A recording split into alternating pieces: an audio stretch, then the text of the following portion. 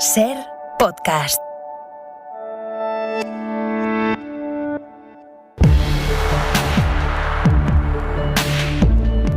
Hora 25, con Pepa Bueno.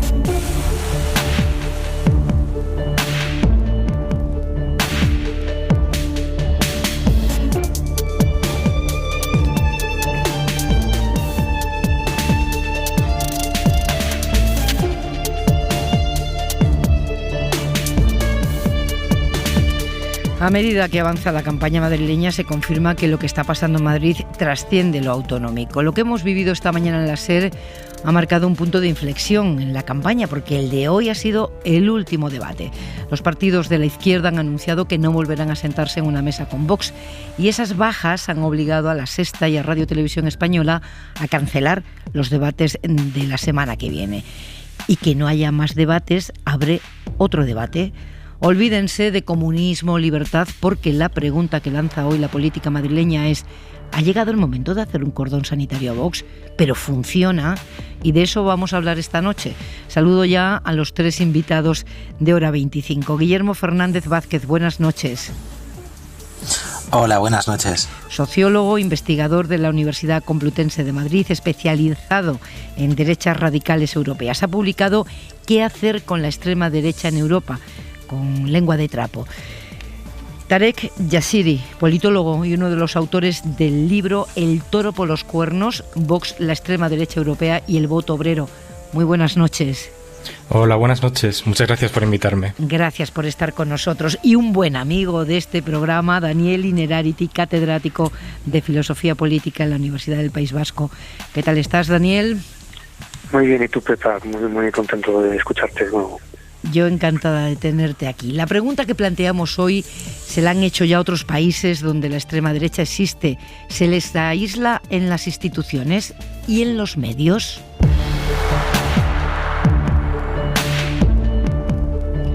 En Francia está nuestra compañera Irene Casado. ¿Qué se hace con un partido como el Frente Nacional, que cuenta con un 46% de los apoyos en las encuestas?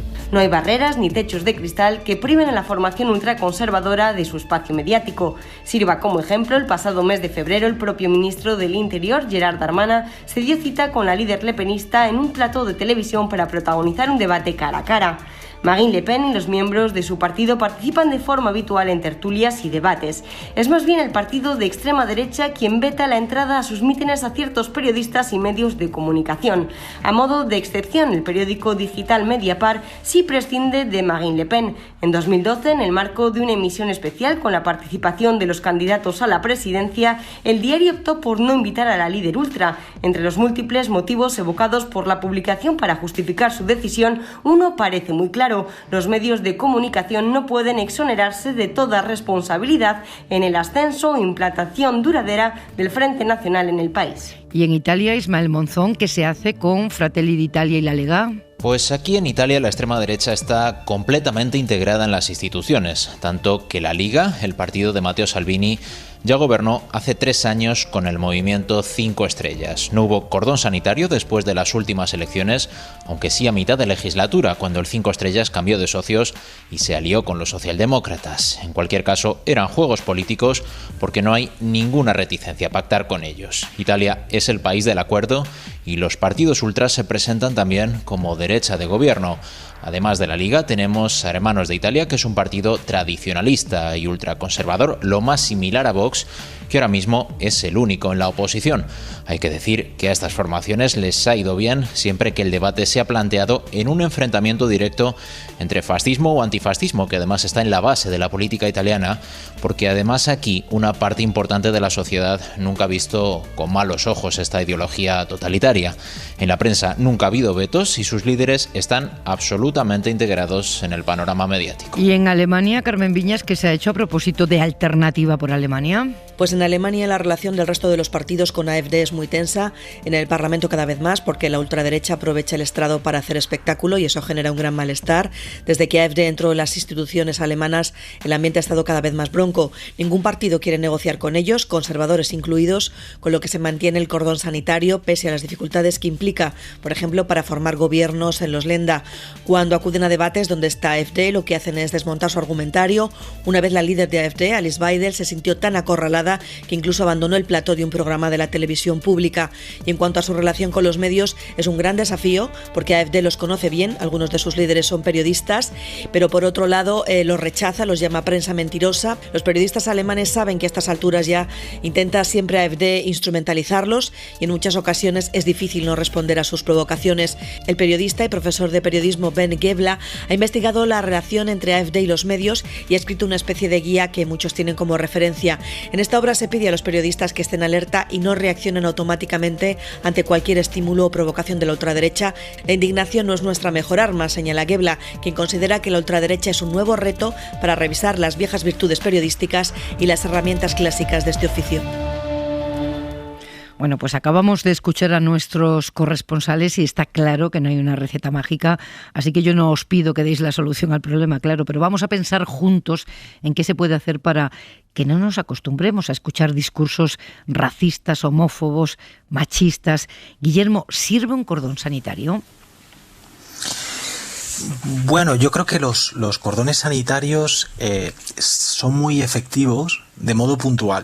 Es decir, por ejemplo, a partir de lo que ha pasado hoy, ¿no? Es decir, hay una situación que causa un gran malestar, una situación de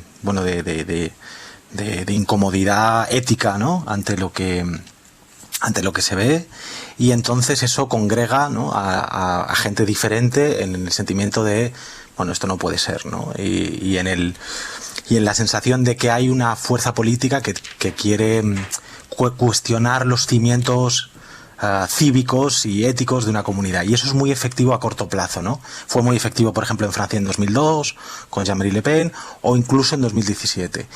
Pero yo creo que a medio y a largo plazo no es tan efectivo. Es decir, yo creo que solo es efectivo, digamos, episódicamente, ¿no? O temporalmente, porque es una reacción muy emocional y muy sana, pero que no se mantiene necesariamente en el tiempo, ¿no?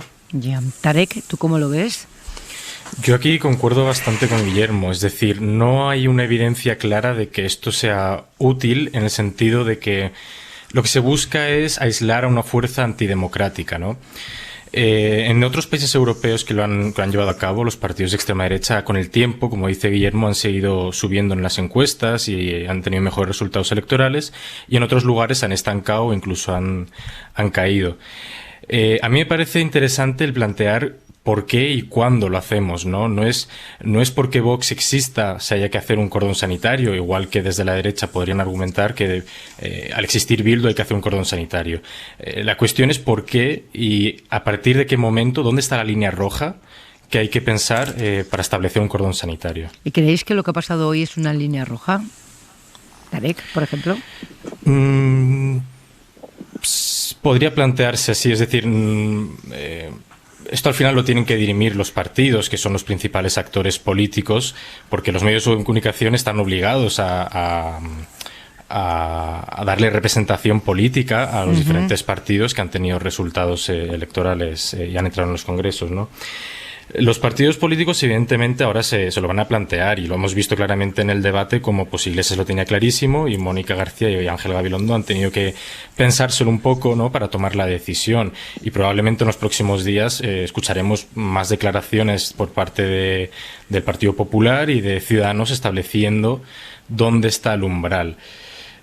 Ya es una cuestión personal, yo creo ética y normativa de cada persona, decir si aquí está la línea roja o no. Daniel, en Euskadi tenéis experiencia con los cordones sanitarios y tú estás en contra, ¿no? Yo he escrito mucho en contra de los cordones sanitarios porque me parece que, a pesar de lo desagradable que pueda ser, en el sueldo del político van estas cosas, ¿no? Evidentemente, en el momento actual, o sea, con lo que ha pasado hoy, la campaña se ha despedazado, y hablar con una persona como Monasterio, que no tanto por no solo por el contenido de lo que decía, sino por las formas chuscas, cutres y respetuosas, bueno, y luego concretamente el asunto que se estaba juzgando, que es una amenaza de muerte a un compañero, no a un adversario, ¿no? Eso me parece que la falta de empatía que ha mostrado hoy evidentemente hace que sea imposible ya discutir con ella en este corto plazo, ¿no? Yo también estoy de acuerdo con esa idea de corto y largo plazo. A largo plazo, con una perspectiva, cuando se nos pase el disgusto, y lo que hay que pensar es qué tipo de política se hace para no entrar al juego de quienes no están hablando de políticas públicas, sino que están hablando de grandes palabras. Yo soy muy partidario de que la política reflexione sobre conceptos, pero no soy nada partidario de que se dedique a mostrar grandes palabras que no significan nada o que simplemente son instrumentos de agresión, ¿no? Entonces me parece que al famoso comunismo o libertad no se le responde bien con un hay que parar al fascismo. Creo que esa lógica, eso es para hooligans y hay que deshooliganizar la política. Esa sería la batalla de fondo que deberíamos acometer, me parece. Ya, pero es una batalla interesante, pero ¿cómo? A ver, esto... Sí. Yo no me centraría tanto en la cuestión del nombre, ¿no? del cordón sanitario, que además es un tema muy manoseado, pero creo que precisamente lo de esta mañana sí que a mí me parece un muy buen ejemplo, en el sentido de que creo que entre, digamos, todos, ¿no? Por un lado han sabido no dejar pasar lo que estaba pasando, es decir, oiga, esto es excepcional, ¿no? No caer en la provocación, y yo creo que eso también es muy importante, es decir, en ciertos sentidos se podría pensar que Rocío Monasterio estaba buscando, o no le hubiera venido del todo mal ser expulsada, sí, y tener un argumento. Y en tercer lugar, ponerse de acuerdo espontáneamente, yo subrayaría lo de espontáneamente, ¿no? En el rechazo frontal a las formas, como decía Daniel, pero también al contenido, es decir, a las formas displicentes y soberbias, pero también al contenido, no solo por la amenaza de las balas, sino lo que Monasterio empezó a decir, digamos, y probablemente no lo traía tan preparado, cuando ha dicho, sí, lárguese de España, fuera de aquí, no le creemos. Eso yo creo que a nivel de contenido es muy revelador, ¿no? Porque expresa un deseo de división de la comunidad política muy fuerte, es decir, usted fuera de aquí, ¿no? Usted no es fuera de España, no le queremos, váyase, ¿no? Yo creo que eso sí que para mí es un salto cualitativo muy importante, ¿no? Yo creo que por eso se ha creado también un ambiente, se ha generado de modo espontáneo un ambiente que yo creo que, más allá de los cordones sanitarios, sí o no, creo que es un buen ejemplo de lo que hay que hacer. Daniel. Sí, pero por ejemplo, yo creo que en estos momentos, primero, hay que hacer política. Yo creo que es bueno confrontar, es bueno escucharles. Es muy importante, por ejemplo, lo que ocurrió con la moción de censura fallida de Vox. Vox se retrató como un partido que, además de otras calificaciones que podemos hacer de su política, no tenía un programa, no tiene mentalidad de gobierno, completamente vacío, lleno de palabras muy huecas, ¿no? Y permitió, había gente que estaba muy incómoda en que se le dejara hablar a Abascal durante tanto tiempo y se perdieran 2 días en medio de la pandemia.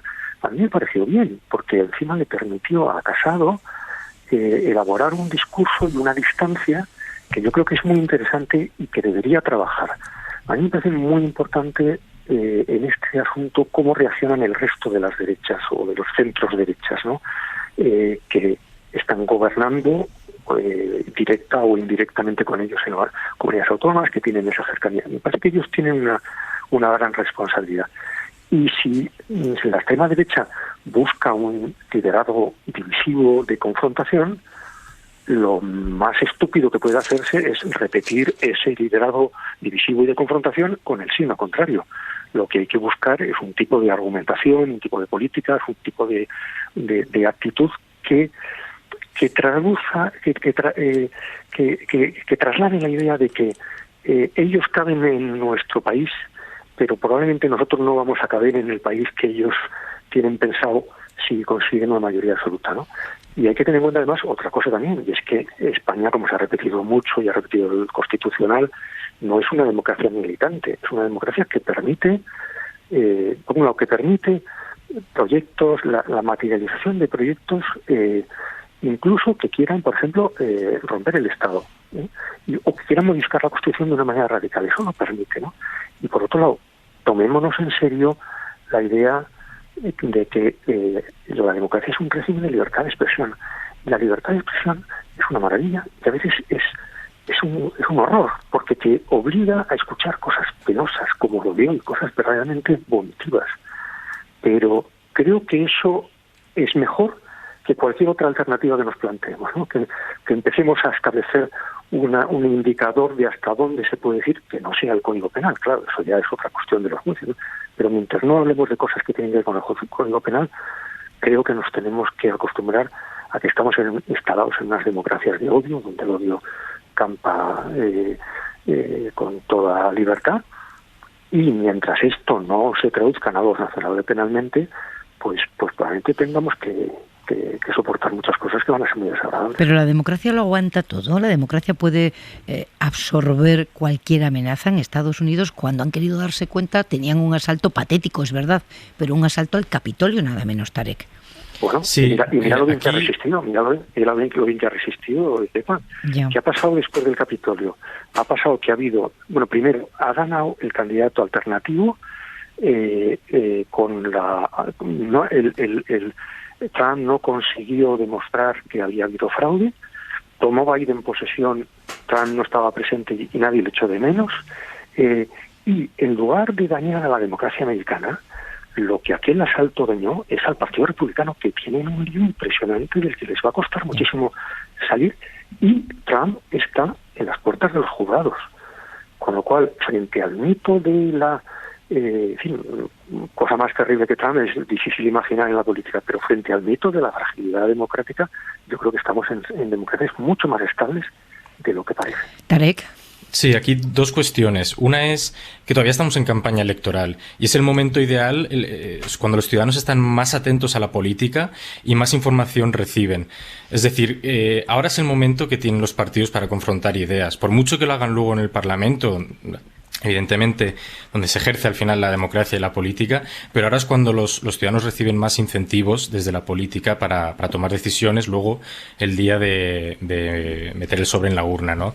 Y segundo, la democracia aguanta porque, digamos que para acabar con la democracia hay dos formas. Una es el golpe de Estado clásico que ha ocurrido históricamente en muchos países, y lo que está últimamente un poco más de moda, por decirlo de una forma, es cuando los gobernantes poco a poco van acabando con la democracia. Es decir, si tenemos miedo de que Vox pueda acabar con la democracia española, lo que tenemos que tener miedo primero es que Vox llegue al gobierno.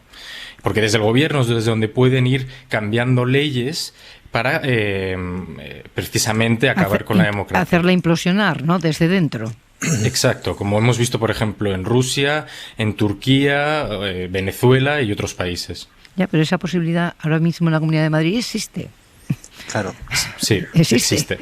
Existe esa posibilidad, ¿eh? Guillermo. Yo creo, claro, yo creo que lo paradójico es que no solo Vox, o sea, hace lo mismo Fratelli d'Italia o Marine Le Pen, ¿no? Ponen constantemente, o sea, hablan siempre desde una reivindicación de la libertad, ¿no? De poder decirlo todo, de poder decir en alto lo que los ciudadanos piensan en bajo, pero en sus programas, antes Daniel hablaba de democracia militante, pues ellos efectivamente tienen un modelo de democracia limitante o en realidad más ajustadamente de pluralismo limitado. Es decir, cuando Vox plantea que ilegalizaría a todos los partidos que tengan vínculos con el marxismo o que no renuncien al marxismo, véyase, o sea, sea eso lo que signifique, ¿no?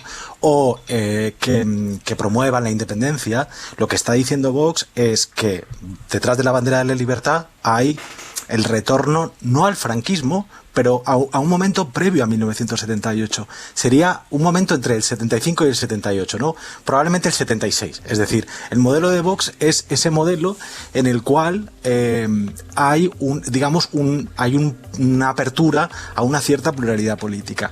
Y yo creo que eso es creo que es interesante subrayarlo también para en la línea de lo que comentaban también Tarek y Daniel, ¿no? Decir, bueno, el modelo de la mayoría de los que no son Vox no es ese, ¿no? No es ese, es un modelo de democracia plural que precisamente acepta a Vox, pero sabiendo que el modelo de Vox no acepta a ciertos otros, es excluyente. Lárguese, le decía hoy Monasterio a Pablo Iglesias.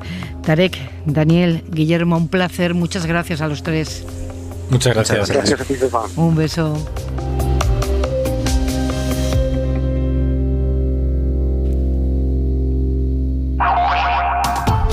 Suscríbete a Hora 25. Todos los episodios y contenidos adicionales en la app de Cadena SER y en nuestros canales de Apple Podcast, Spotify, iVoox, Google Podcast y YouTube. Escúchanos en directo en la SER de lunes a viernes a las 8 de la tarde.